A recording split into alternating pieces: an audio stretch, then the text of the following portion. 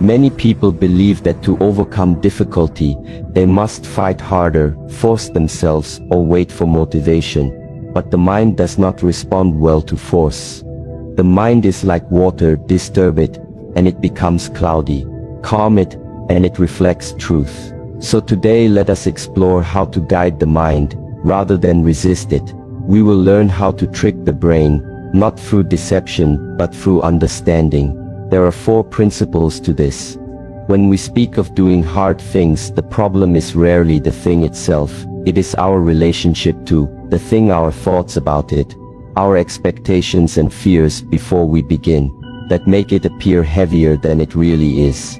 The brain has a tendency to magnify what is not yet started, and because of this, it resists not out of laziness, but out of protection.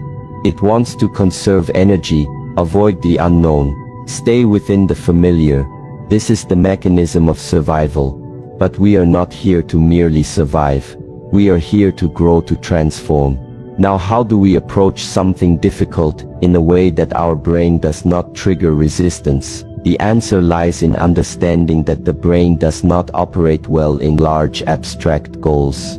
If you tell yourself, I must master this skill, or I must complete this huge project, the mind panics. It sees a mountain and forgets that mountains are climbed one step at a time. The secret is to not focus on the summit, but on the next step, only the next step, and once that step is taken, then the next one again.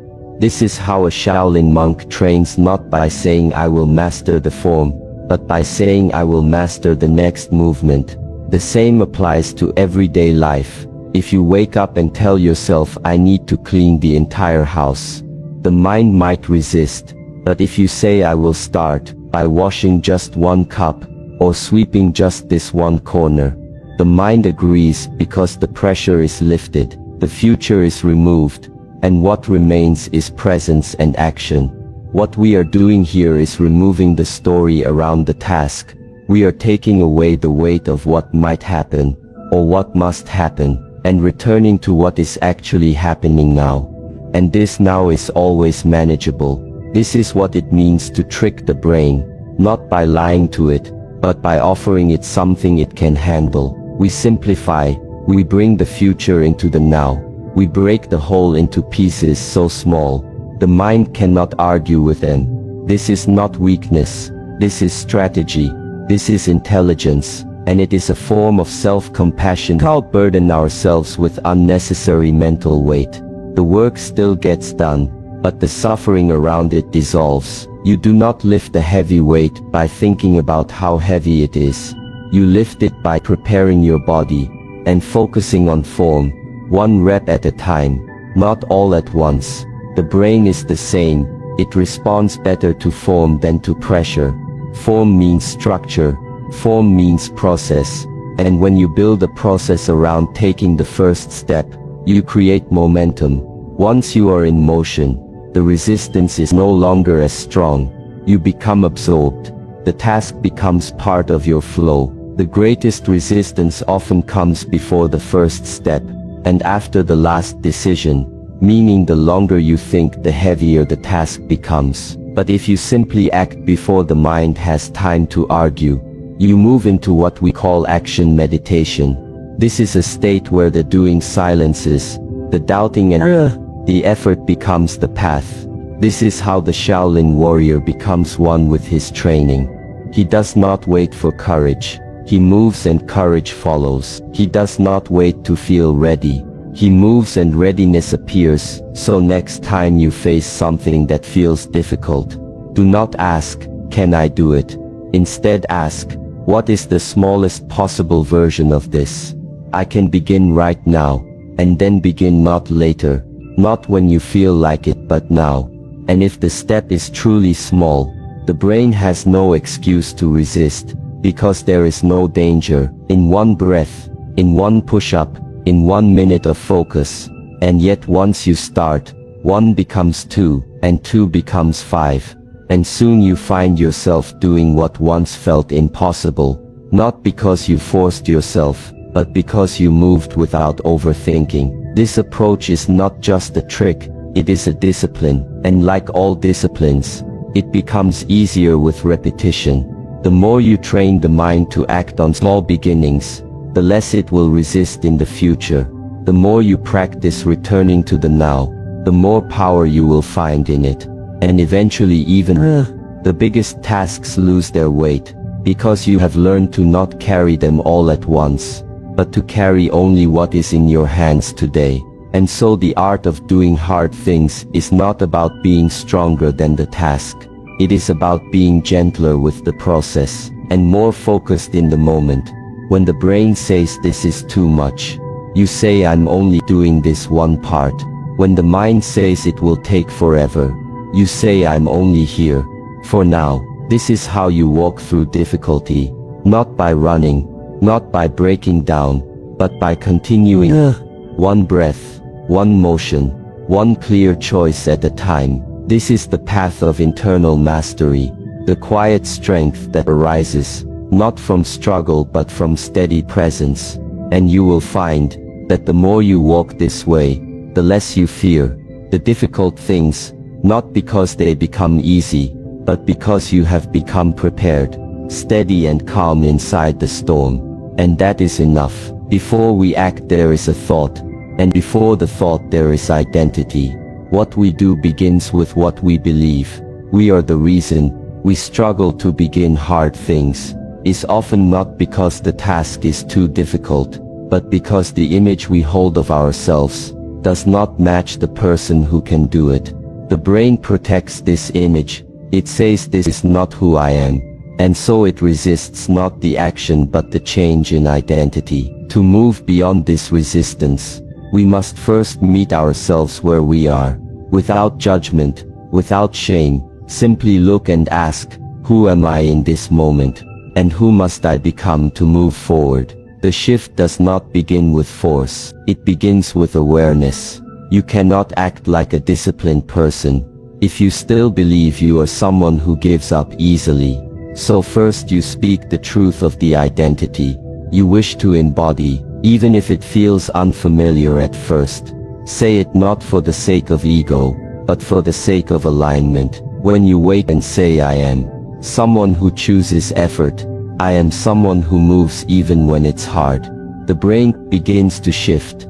It listens, and slowly, it follows. This is how we train the mind to obey the heart, because the identity leads the behavior, and the behavior reinforces the identity. This is a cycle you can create at any moment, and it begins with language, with intention, with a simple declaration. I am the kind of person who honors growth more than comfort. Every time you repeat this belief, and then act in alignment with it, even in small ways, you build evidence for the brain to accept it. When you sit down to focus, even for 5 minutes, the brain records that action as truth.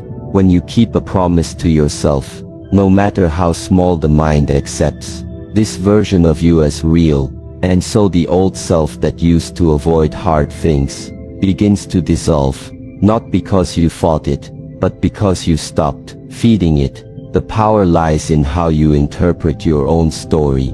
If you tell yourself I am lazy, your brain will search for proof, and you will find it. But if you tell yourself I am training to be disciplined, the brain will also search for proof, and every small act of effort becomes a victory, not of results, but of identity.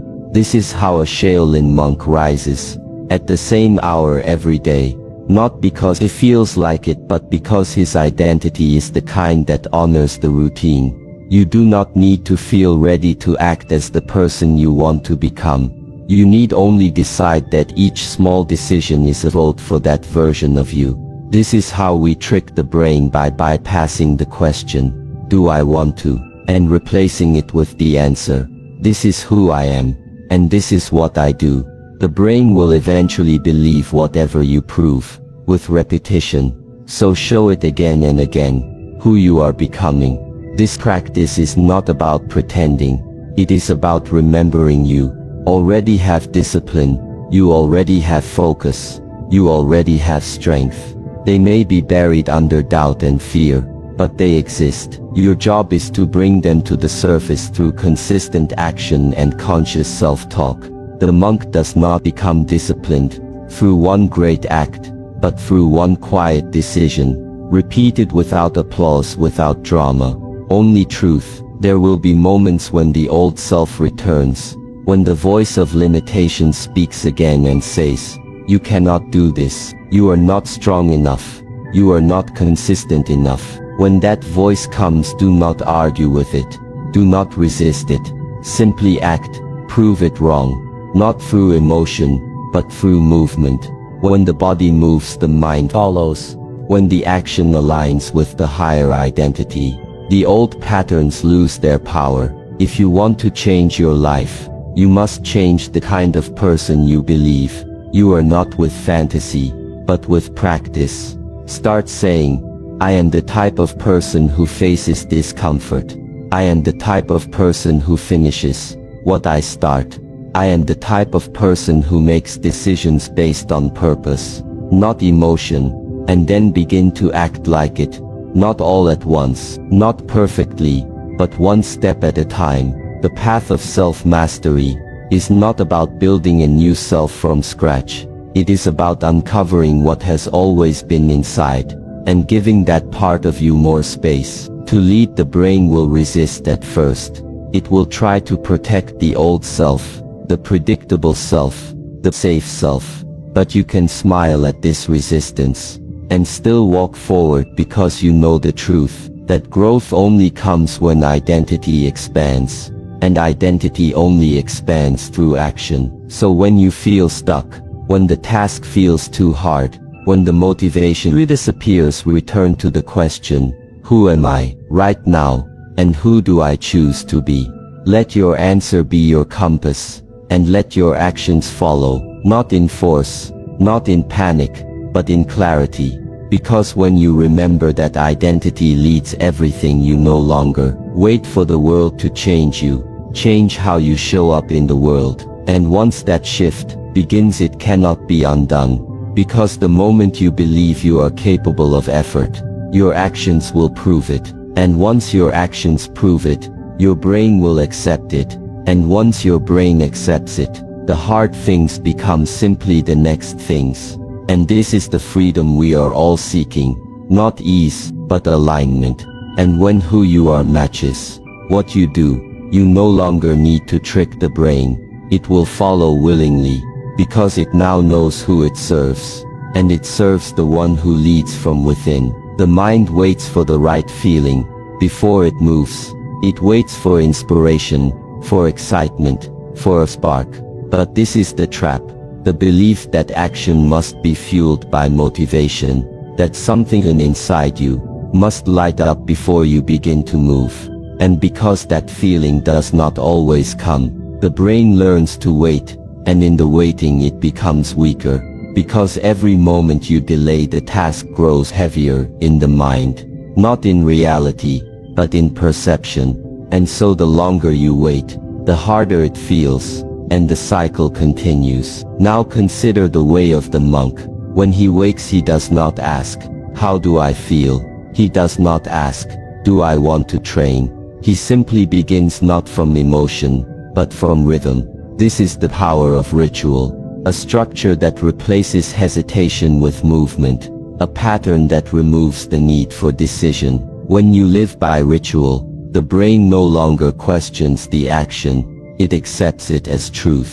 This is how we break the need for motivation, by creating a life where discipline is built into the form. Ritual is not rigid. It is not a prison. It is a path.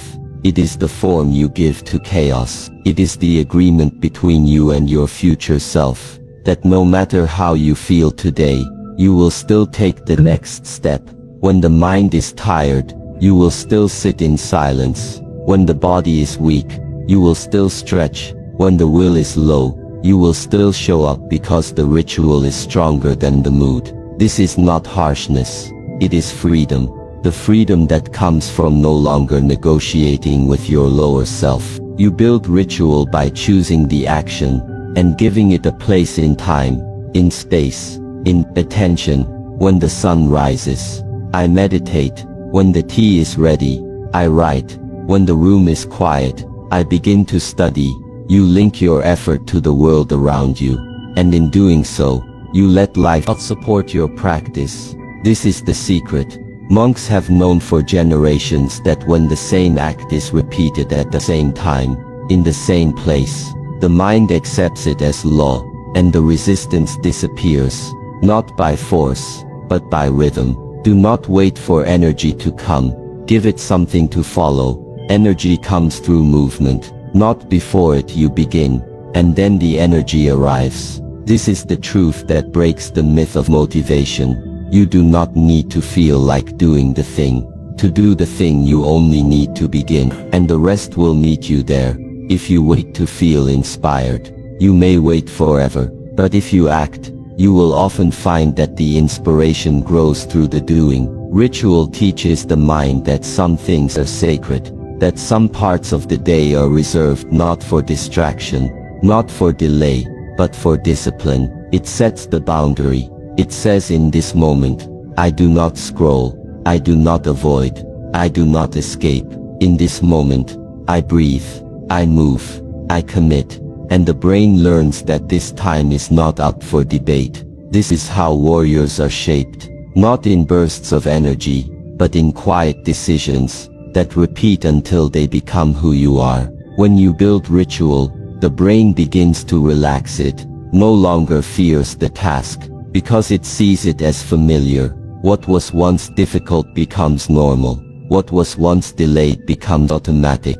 And in this new space, you find a deeper strength. Not the strength of the body, or the strength of the will, but the strength of being in harmony with yourself, where you no longer fight to begin, because beginning has become part of your nature. You can build this in small ways. Choose one act, link it to one moment, and do it each day. No matter how you feel, do it not for the result, but for the pattern, not for the outcome, but for the identity. And watch how the mind shifts. Watch how the resistance softens, because the brain now sees that this is not something you are trying, this is who you are becoming. And when the identity is reinforced through ritual, the need for motivation fades away. This is not to say you will never struggle, but the struggle will no longer decide your action. You may feel tired, but you will still show up.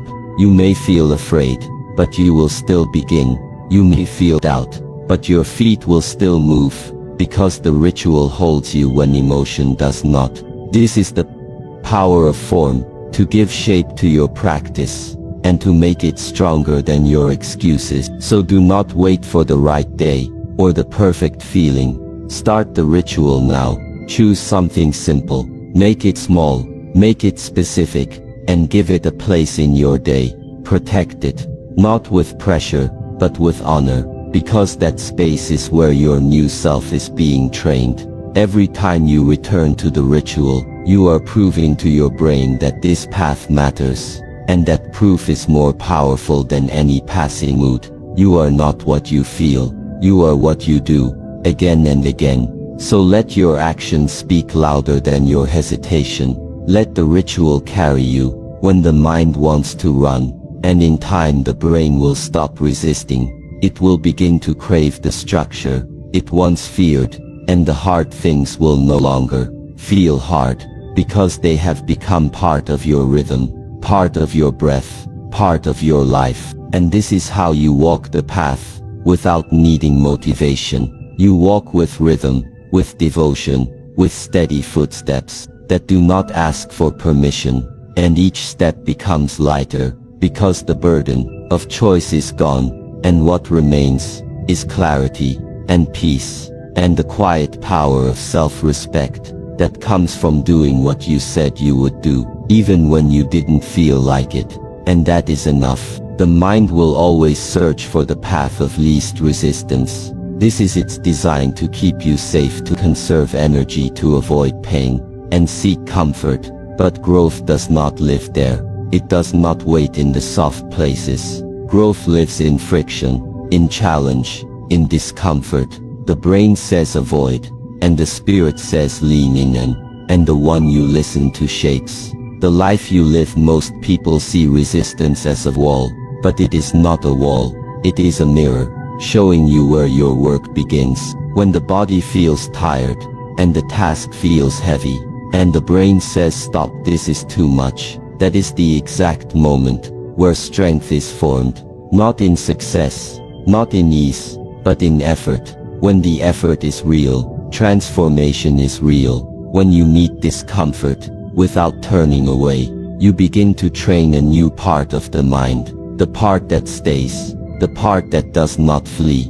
And this staying power is what allows you to do hard things without being ruled by fear. You must stop thinking of discomfort as punishment. It is not suffering without purpose. It is not pain for the sake of pain. It is the fire that burns away what is false. It is the sharpening stone that reveals what is true. Every time you avoid the hard thing, you teach your mind that comfort is more valuable than progress. And over time this weakens the will, not because you are weak, but because you have taught yourself to turn away. But when you choose to face it again and again, something changes. The fear shrinks, the mind stops warning you, because now it knows you will not break. And this is how confidence is built, not through praise or ease, but through surviving what you once thought would break you. The Shaolin monk does not run from exhaustion. He does not